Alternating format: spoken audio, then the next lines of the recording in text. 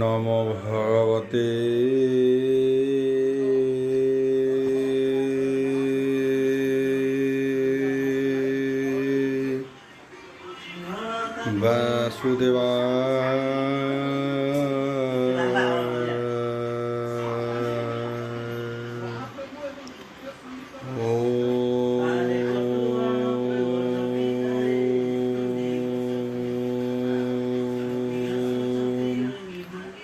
নমো ভগবতে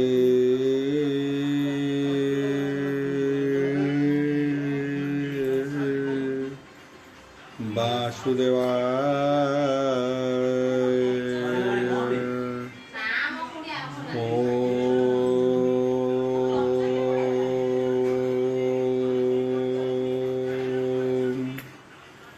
নমো ভগবতে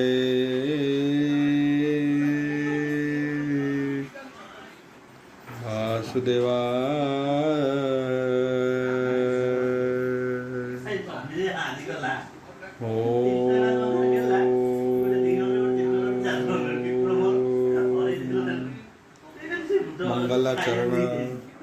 रागिशयस्य वदने लक्ष्येषु च वक्ष्यसि जसदे हृदय वसति तं श्रियं वदे विश्वसर्वदिवालक्षणं श्रीकृष्णाख्य परध्याम जगध्याम नमामि तत् माधव माधव वैश्य सर्वसिद्धि विनायते वंदे परस्परत्यं परस्परं प्रियलोकं मूकं करति वाचलं पंगु लंघयते गिरि जत्कृपाहतमः वंदे परमानंद हो माधव जो ब्राह्मण स्तुतन्ति दैवस्तव देवसंग पद पश्यन्ति च समज्ञे ध्यान वसते गद गदे मनसा पश्यन्ति जो योगिना जसन्ते न बुद्धि सुरासुरगण देवायस्तुते नमः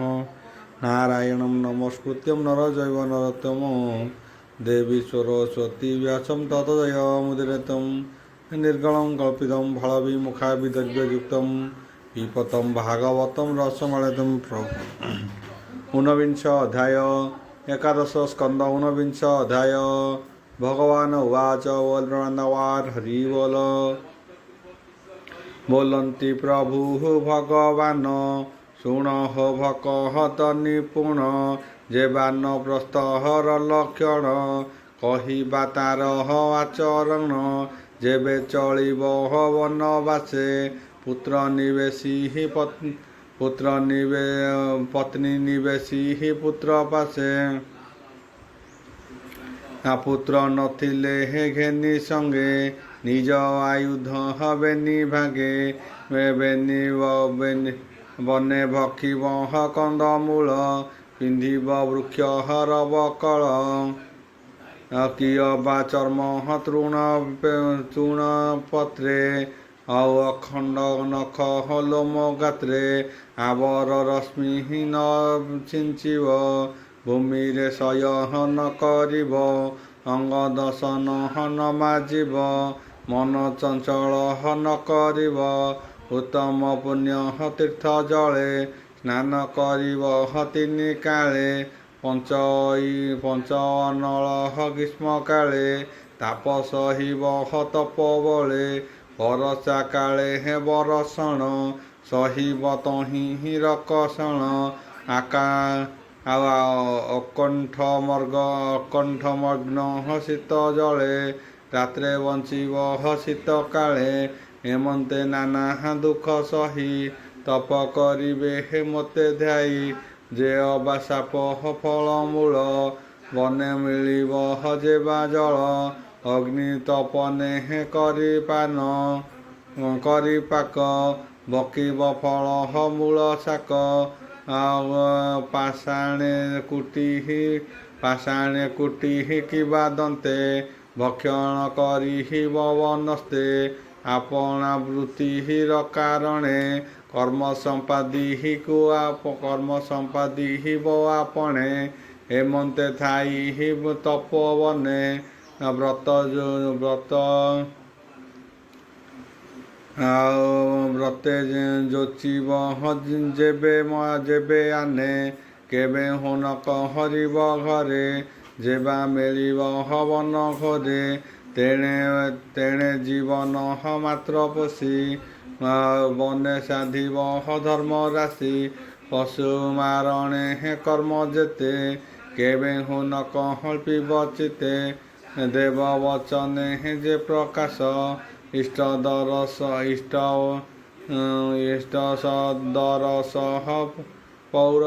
ପୌର୍ଣ ସାମ ଆଉ ଅନଳ୍ରୋତ ଚତୁର୍ମାସେ ମତେ ପୂଜିବ ବନବାସେ ଏ ରୂପେ ତପ କରିବନ ମୋ ଭାବ ଭକ୍ତି ହି ଅବଧାନ ଦେହେ ଅନ୍ତରେ ଦିବ୍ୟ ରୂପେ ସେବ ସେ ଋଷିଙ୍କ ସମୀପେ ଯେତେ କଷ୍ଟ କରି ତପେ କରଇ କାମ ନା ସଂକଳ୍ପେ ତାଠାରୁ ମୂର୍ଖ କେବା ଜନ ଅଛଇ ଏତିହି ନିଭୁବନ ତପ ସାଧନେ ଘୋର ବନେ ବଞ୍ଚିବ ଦୁଃଖ ଶୋକ ମନେ ସ୍ୱଭାବେ ବୃତ ଦେହ ଆସି ଯେବେ ଜନ୍ମିବ ରୋଗ ରାଶି ଯୋଗ ଧାରଣା ପରିକଳ୍କି ନିଜ ଶରୀରେ ହେ ଅଗ୍ନି ଜାଳି ଆଉ ପଞ୍ଚପରାଣ ନିଜ ପିଣ୍ଡେ ହୋମ କରିବ ଅଗ୍ନି କୁଣ୍ଡେ ହେମନ୍ତେ ଯୋଗ ଅବଧାରୀ ଅନ୍ତେ ମିଳିବ ବିଷ୍ଣୁପୁରୀ ଯାହାର ପୂର୍ବ ଭାଗ୍ୟ ବସେ ବୈରାଗ୍ୟ ଉପୁହୁ ଯେ ବିଶ୍ୱାସେ କାହାକୁ ଇହ ପରଲୋକେ ଦିଶଇ ନାନା ଦୁଃଖ ସୁଖେ ତେବେ ସକଳ ତ୍ୟାଗ କରି ସନ୍ନ୍ୟାସ ରୂପ ଦଣ୍ଡେ ଧରି ଗୁରୁ ବଚନ ଦୃଢ଼େ ଧରି ଆଚାର୍ଯ୍ୟ ଭାବେ ହେ ପୂଜା କରି ଦକ୍ଷିଣା କରି ହେ ସର୍ବଧର୍ମ ଧନ ତୋଷିବ ଆଚାର୍ଯ୍ୟର ମନ ହୋଇବ ନିରପେକ୍ଷ ମନ ଛାଡ଼ିବ ସଂଶୟ ବାସନା ବନେ ପଶିବ ତପ ଅର୍ଥେ ଶୁଣ ଉଦ୍ଧବ ଏକ ଚିତେ ଯେବେ ସନ୍ନ୍ୟାସୀ ତତ୍ତ୍ୱଜ୍ଞାନେ ଚିତ୍ତ ନିବେଶୀ ସୁଧ ମନେ ମୋର ଚରଣେ ଦୃଢ଼ ଧରି ଯୋଗ ସାଧିବ ତପ କରି ତାହାକୁ ଦେବ ଗଣେ ଆସି ଅଶେଷ ବିଘ୍ନ ପରକାଶୀ ମୋହିନୀ ବେଶେ ସ୍ତ୍ରୀ ରୂପେ ମିଳନ୍ତି ତାହାଙ୍କ ସମୀପେ ମାୟାରେ କରି ଅଙ୍ଗ ସଙ୍ଗ ତପ କରନ୍ତି ତାର ଭଙ୍ଗ ଆମ୍ଭର ସଙ୍ଗ ଛାଡ଼ି କିମ୍ପା ଯିବ ବିଷ୍ଣୁ ଲୋକେ ଏତେ ବିଚାରି ଦେବ ଗଣେ ବିଗ୍ରହ କରନ୍ତି ଅନୁକ୍ଷଣେ ଯଦ୍ୟପି ସଂହାର ବ୍ୟବହାର ଲାଜେ ନୋହିବ ଦିଗମ୍ବର କେବେ କୌପିନୀ ବସ୍ତ୍ର ଧରେ ଦଣ୍ଡ କମଣ୍ଡଳୁ କରେ ଦୃଢ଼େ ସନ୍ନ୍ୟାସ ରୂପ ବହେ ହେଳେ ସକଳ ପାପ ଦହେ ଦୁଷ୍ଟ ପବିତ୍ର ପାଦନ୍ୟାସ ବସ୍ତ୍ର ପବିତ୍ର ଜଳ ଗ୍ରାସ ବାକ୍ୟ ପବିତ୍ର କହି ସତ୍ୟ ମନ ପବିତ୍ର ଥିବ ନିତ୍ୟ ମୌନ ବ୍ରତ ନିତ୍ୟଚାର ଯେ ଧର୍ମ ସନ୍ନ୍ୟାସରେ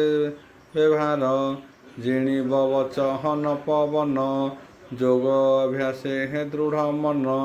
ପ୍ରାଣ ଧାରଣା ଯୋଗ ବଳେ ବସିବ ଆସନ ନିଶ୍ଚଳେ ମନ ପବନ ଇନ୍ଦ୍ର ଗଣେ ଯେବେ ସନ୍ନ୍ୟାସୀ ନାହିଁ ଜଣେ କେବଳ ଦଣ୍ଡ ଧରି କରେ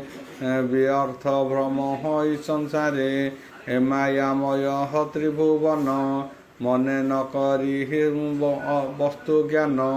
ବ୍ରାହ୍ମଣ ଆଦି ଚାରି ବର୍ଣ୍ଣେ ଭିକ୍ଷା ମାଗିବ ଅବଧାନେ ନିନ୍ଦିତ ବର୍ଣ୍ଣ ଦୁରାଚାର ବର୍ଜିତ ପାପିଷ୍ଟ ପାମର ହେମନ୍ତେ ଭିକ୍ଷା ସପ୍ତଦ୍ୱାରେ ମାଗିବ ସତ୍ୟ ଅନୁସାରେ କର୍ମେ ମିଳିବ ଭିକ୍ଷା ଯେତେ ଆନନ୍ଦେ ଘେନି ସୁଧ ଚେତେ ନିର୍ଜନ ନଗହର ଉପାନ୍ତେ ଆନନ୍ଦେ ବସିବ ଏକାନ୍ତେ ପିତୃ ଅତିଥି ଦେବଜନେ ଭିକ୍ଷା ସମର୍ପିତ ସମନେ ଶେଷ ଭୋଜନେ ପ୍ରାଣ ପୋଷି ହେମନ୍ତେ ଭ୍ରମି ବି ସନ୍ନ୍ୟାସୀ ସଙ୍ଗ ବର୍ଜିତ ସମମତି ନିରତେ ପର ହିତେ ବ୍ରତି ଆତ୍ମା ବିଷୟ ଦୃଢ଼ ଚିତେ ଉତ୍ତମ ଉଦାହାର ଚରିତେ ବିରଳ କୁଶଳ ଆସନେ ନିର୍ମଳେ ଅନ୍ତର୍ଗତ ଧ୍ୟାନେ ଅଭେଦ ଭାବେ ନିତ୍ୟ ଧ୍ୟାୟୀ ଧର୍ମ ଦେଖିବ ବିଷ୍ଣୁମୟୀ ଆତ୍ମାର ଗତି ବନ୍ଧ ମୋକ୍ଷ ସୁଜ୍ଞାନେ ଦେଖିବ ପ୍ରତ୍ୟକ୍ଷ ମନ ନିବେଶୀ ସାବଧାନେ ବୁଝିବ ବନ୍ଧ ମୁଖ୍ୟ ଜ୍ଞାନେ ଭକତି ଭାବେ ଷଡ଼ରି ଜିଣିବ କାମ ଆଦି କରି ବିଷୟ ସଙ୍ଗହକୁ ଉପେକ୍ଷି ହୋଇବ ଆତ୍ମା ମୁଖେ ସୁଖୀ ଭିକ୍ଷା କାରଣେ ଗ୍ରାମପୁରେ ପଶି ମାଗିବ ସପ୍ତଦ୍ୱାରେ ତୀର୍ଥ ସ୍ନାହାନେ ପୁଣ୍ୟ ଦେଶେ ଗମନ କରିବ ବିଶ୍ୱାସେ ସୁପୁଣ୍ୟ ନଦୀ ତୀରେ କୂପଦୀର୍ଘିକା ସରୋବରେ ଭ୍ରମିବ କରେ ଦଣ୍ଡ ଧରି ପିରତି ସର୍ବଭୂତେ କରି ବିଷୟ ରସ ଭାବ ଯେତେ କେବେ ହୁ ନ ଚିନ୍ତିବ ଚିତେ ହେ ମାୟା ମୋହ ତ୍ରିଭୁବନ ମନେ ନ କରି ବସ୍ତୁ ଜ୍ଞାନ ଇନ୍ଦ୍ରିୟ ଗୁଣେ ଆସକତ ହନ୍ତି ଭ୍ରମିବ ଯେ ପଣ୍ଡିତ ଚିତ୍ତ ସଂଶୟ ଅଭିମାନେ ତେଜ କରିବ ଆତ୍ମାଧ୍ୟାନେ ଜ୍ଞାନେ ଭକତି ନିଷ୍ଠା ପର ନିତ୍ୟ ଯେ ବିଶ୍ୱାସ ମୋହର ସକଳ ଭୂତେ ଅନୁପକ୍ଷେ ଜ୍ଞାନ ବୈରାଗ୍ୟ ଗୁଣ ଦକ୍ଷେ ସର୍ବ ଆଶ୍ରମ ଧର୍ମ ତେଜି ଓର ଚରଣେ ଦୃଢ଼େ ଭଜି ପୃଥିବୀ କରି ପର୍ଯ୍ୟଟନ ଛାଡ଼ିବ ଆଶ୍ରମ ଲକ୍ଷଣ ନାହିଁ ତାହାର ଅବଶେଷ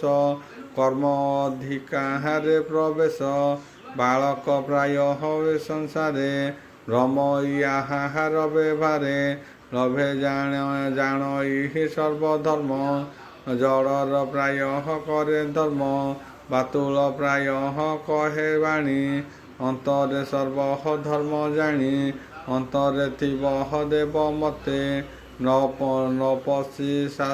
ପଶି ପାଷାଣ୍ଡଙ୍କ ପତେ ପ୍ରାଣୀ କି ନ କହିବ ହିଂସା କେ ତେଜିବ ବାଦ ତର୍କ ଭାଷା ନଥିବ ପ୍ରିୟ ପକ୍ଷପାତେ ପ୍ରାଣୀଙ୍କ ଭଲ ମନ୍ଦ ମତେ ଆଉ ଅଙ୍ଗରେ ଈଶ୍ୱର ଯେସନ ବିଲଗେ ଥାଇ ସନ୍ନିର୍ଦ୍ଧାନ ବେଳେ ପ୍ରାଣୀଙ୍କ ସଙ୍ଗତି ନ ଚିନ୍ତିବ ଚିତେ କେବେ ପ୍ରାଣୀଙ୍କର ଚିତ ଉଦ୍ବେଗ ନ ଦେହେ ବଜୁକତେ ବଞ୍ଚିବ ସର୍ବ ଲୋକ ହିତେ ଆଉ ଉଦ୍ବେଗ ନୋହି କଦାଚିତେ କନ୍ଦଳେ ପର ଅପମାନେ ବିବାଦ ନ ଚିନ୍ତିବ ମନେ ଜାଣନ୍ତ ତୁଲେ ଦୀପୁ ଭାବ କେବେ ନୁହେଁ କେବେ ଗୃହେ ହୃଦୟ ନ ଚିନ୍ତିବ ଏକଇ ଆତ୍ମା ସର୍ବଭୂତେ ଚନ୍ଦ୍ର ଯେ ଶନେ ଶୂନ୍ୟ ପଥେ ଅନେକ ଜଳ ଘଟ ମଧ୍ୟେ ଯେସନେ ଦେଖି ନାନା ବେଦେ ଲାଭ ଲାଭେ ହେ ସମଭାବ ଦୁଃଖେ ହରସ ନ ରହିବ ନ କରିବ ଅଦୃଷ୍ଟ ଦୁଃଖ ସୁଖ ହେତୁ ଅଦୃଷ୍ଟବଶ ସର୍ବଜନ୍ତୁ ଉପାୟ ଆହାର କାରଣେ ଚିନ୍ତିବ ଶରୀର ଧାରଣେ ଏ ଦେହ ଥିଲେ ହେ ଜ୍ଞାନ ପାଇ ଜଳେ ଦେଶନେ ଚନ୍ଦ୍ର ଛାଇ ଜ୍ଞାନ ସକଳ ପାପ ନାଶେ ନିର୍ବାଣ ମୁକ ହତି ପ୍ରକାଶେ ଯେଅବା ଅର୍ଣ୍ଣ କ୍ଷୁଧା କାଳେ ମିଳିବ ପୂର୍ବ କର୍ମ ଫଳେ ଯେ ସଜ୍ୟା କି ବାହା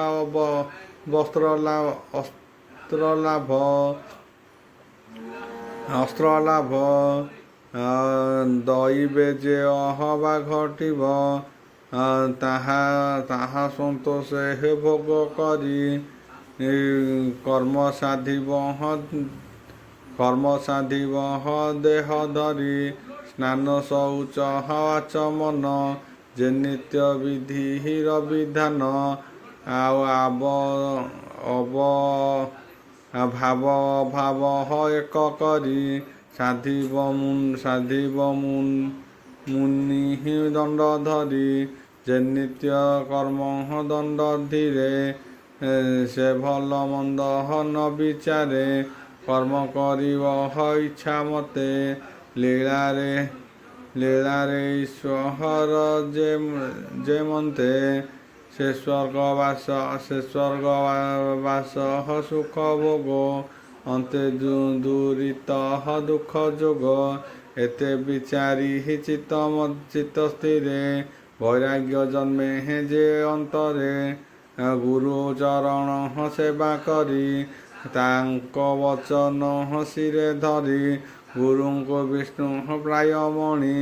ସେବା କରିବ ମନ ଜାଣି ଗୁରୁ ବଚନ ଧରି ଚିତେ ମୋର ଭକ୍ତି ଦୃଢ଼ ମତେ ନିଶ୍ଚୟ ମତେ ହେ ଆଶ୍ରୟ କରି ସୁଖେ ସେ ତରେ ହେ ଭବ ବାରି ଯଦି ସନ୍ନ୍ୟାସ ଯୋଗ ବଳେ ଷୋଡ଼ ଇନ୍ଦ୍ର ମେଳେ ସଂସାରେ ନ ପାହାର ଜିଣି ଗୁରୁ ବଚନ ନ ପ୍ରମାଣି ବିଷୟ ନୁହେଁ ବୈରାଗ୍ୟ ପ୍ରଚଣ୍ଡ ଇନ୍ଦ୍ର ଗଣ ବେଗ ଅଶାନ୍ତି ଦେହ ବହେ ନିତ୍ୟ ମିଥ୍ୟାରମ୍ଭ ଦଣ୍ଡ ହସ୍ତ କେବଳ ସନ୍ନ୍ୟାସ ଲକ୍ଷଣ ତାର ହସନ୍ତି ଦେବଗଣ ସେ ନୋହେ ଭବ ଜଳୁ ପାର ଆତ୍ମା ନିନ୍ଦିତ ଦୁରାଚାର ଉଭୟ ଲୋକ ତାର ନାଶ ଜନେ କରନ୍ତି ଉପହାସ କେହି ନ କରେ ତାକୁ ରକ୍ଷା ବିନାଶ ହେତୁ ତାର ଦୀକ୍ଷା ଅହିଂସା ସନ୍ନ୍ୟାସ ଲକ୍ଷଣ କୃଷ୍ଣ କହନ୍ତି ପୁଣ ତିତିକ୍ଷା ସମହ ଦମ ଶାନ୍ତି ବନସ୍ତ ଜନ ରଏ ଗତି ଗୃହସ୍ଥ ସର୍ବ ଜୀବ ରକ୍ଷା ବ୍ରାହ୍ମଣ ସେବା ଗୁରୁ ଦୀକ୍ଷା ତପସ ଉଚ୍ଚ ମୋ ଭଜନ ଏ ଆଦି ବ୍ରହ୍ମଚର୍ଯ୍ୟ କର୍ମ ପତ୍ନୀ ସଙ୍ଗମ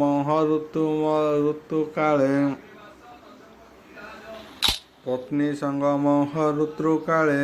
ଗୃହସ୍ଥ ଧର୍ମ ଏଶୟଳେ ଏ ଚାରି ଭାବେ ହେ ଧର୍ମ ଗୁଣ କହିଲେ ଆଶ୍ରମ ଲକ୍ଷଣ ଏଣୁ ସ୍ୱଧର୍ମ ମୋର ପାଦେ ଯେ କରେ ଭଜେ ହେ ଅପ୍ରମାଦେ ସେ ମତେ ଦେଖି ସର୍ବଭୂତେ ଯେ ରୂପେ ବଛନ୍ତି ଜଗତେ ମୋର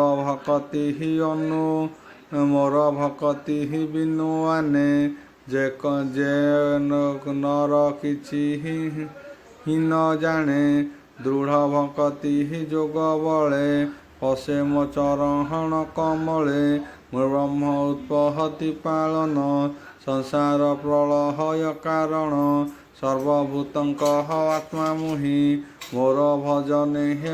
मते पाई मोर भक्ति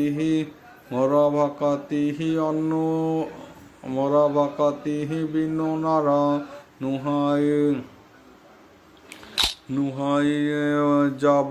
नुहई बजहलुर पार उद्धव पचारिलु जेते आश्रम धर्म शास्त्र मते तु एहा दृढ़ चित्ते धर हसी बोलती हि दामोदर से हरि अभय चरणे पामर जगन्नाथ भणे केवल दास भावे मती चरणे शरण मुनीति परम गति हि मुक्ति जहूँ ता बिनु अन्य आश्रा नाहूँ। इति श्रीमद्भागवते महापुराणे परमहंस्यां संहितायां एकादश स्कंदे ऊनविंश अध्याय।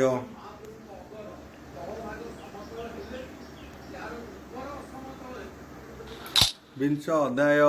एकादश स्कंद विंश अध्याय। भगवान उवाच बोल ब्रह्मांडवार हरि बोल